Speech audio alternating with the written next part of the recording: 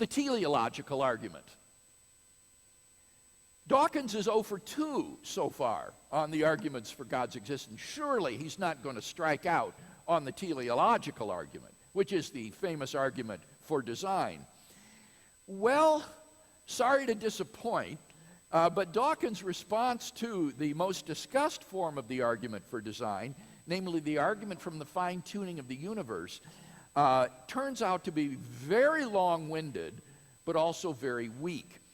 Now, although advocates of the so-called intelligent design movement still appeal to examples of biological complexity as evidence of design, the real cutting edge of the contemporary discussion today concerns the remarkable fine-tuning of the universe for intelligent life.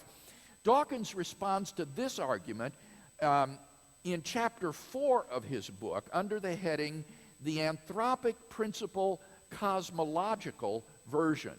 Now, this is a simple formulation of the teleological argument based on fine-tuning. Premise 1, the fine-tuning of the universe is due to either physical necessity, chance, or design. 2, it is not due to physical necessity or chance. 3, therefore, it is due to design. Now, with respect to premise 1, let me simply explain what's meant by fine-tuning. The expression does not mean designed.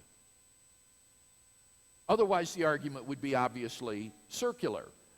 Rather, during the last 40 years or so, scientists have discovered that the existence of intelligent life anywhere in the cosmos depends upon a complex and delicate balance of initial conditions which are simply given in the Big Bang themselves. And this is called the fine-tuning of the universe. Now, premise 1 simply lists the 3 possibilities for explaining the presence of this remarkable fine-tuning: physical necessity, chance, or design. And Dawkins doesn't deny that the universe is fine-tuned for life in this way. He quotes the work of the Astronomer Royal, Sir Martin Rees, acknowledging that the universe does exhibit this remarkable fine-tuning, and says that I agree with Rees on this. So the fact of fine-tuning is not in dispute. So the question simply is, what's the best explanation? Well, that's addressed in premise 2. The first alternative, physical necessity, is extraordinarily implausible because the constants and the quantities of nature, which are fine-tuned for intelligent life, are independent of the laws of nature. The laws of nature permit a wide range of values of these constants and quantities. And Dawkins notes that Sir Martin Rees therefore rejects this first alternative, physical necessity, and Dawkins quotes, I think I agree, end quote. So Dawkins also acknowledges the inadequate of physical necessity. So what about the second alternative, that the fine-tuning of the universe is due to chance? Well, the problem with this alternative is that the odds against the universe's being life-permitting are so incomprehensibly great that they cannot be reasonably faced.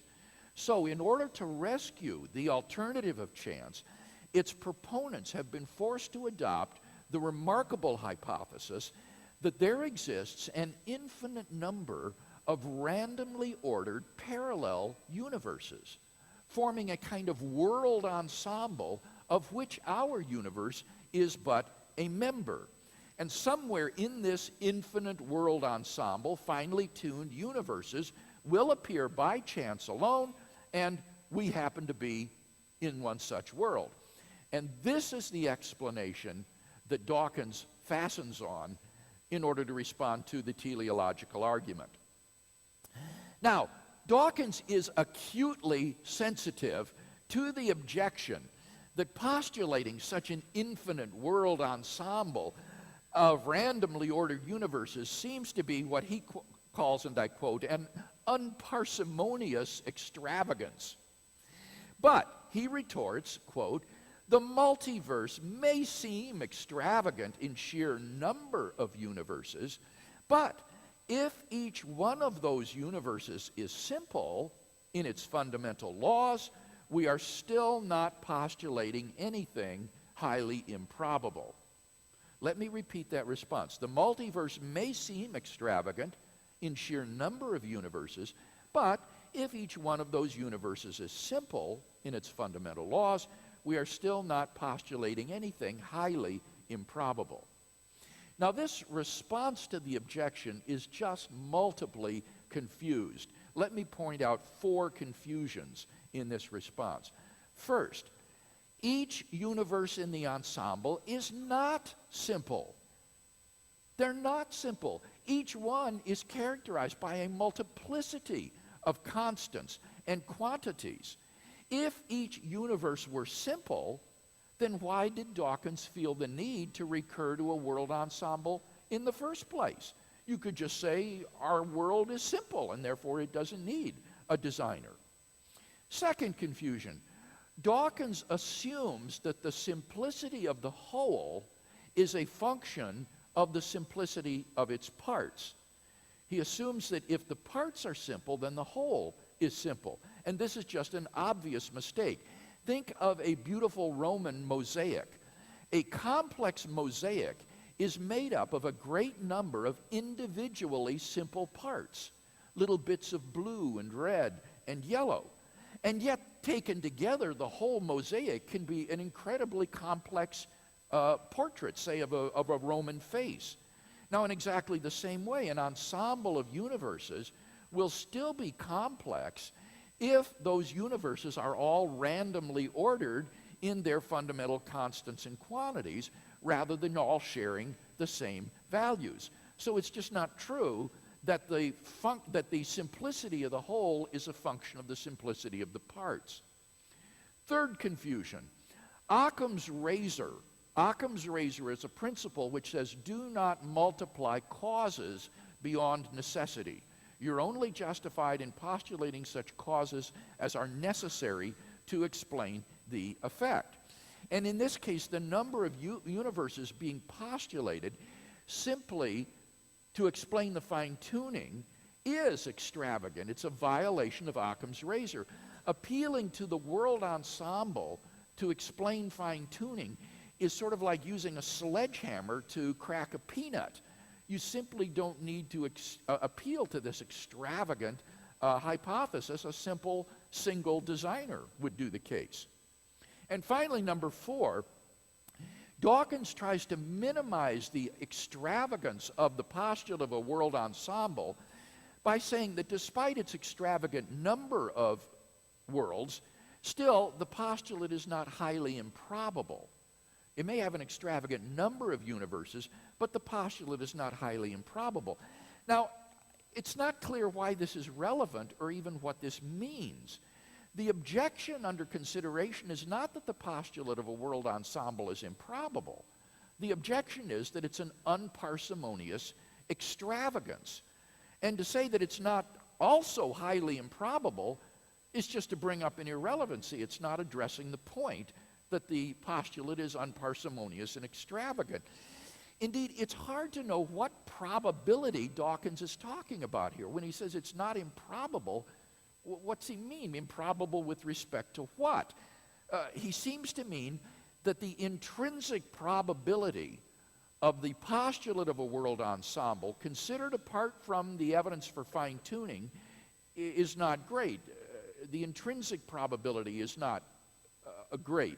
But how do you determine the intrinsic probability of this postulate? By its simplicity? Well, in that case, he hasn't shown that it's not improbable because it's not a simple hypothesis, as we saw. So it seems to me that Dawkins' retort is just multiply confused. What Dawkins needs to say, I think, or what he means to say perhaps, is that the postulate of a world ensemble of universes might still be simple if there is a single simple mechanism that generates the multiplicity of worlds through a repetitive process. In that way, the huge number of worlds wouldn't be a deficit of the theory because they all issue from the same simple repetitive mechanism. So the real question is, what mechanisms are there for generating a world ensemble of randomly ordered universes? Well, Dawkins suggests two mechanisms.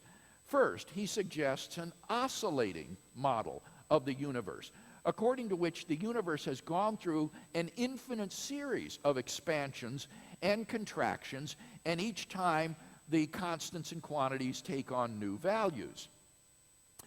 Unfortunately, Dawkins is apparently unaware of the many difficulties of oscillatory models of the universe, which have made contemporary cosmologists skeptical of them. Back in the 1960s and 70s, some theorists proposed oscillating models of the universe in an attempt to avoid the absolute beginning of the universe that was postulated in the Standard Model. The prospects for oscillating models were severe.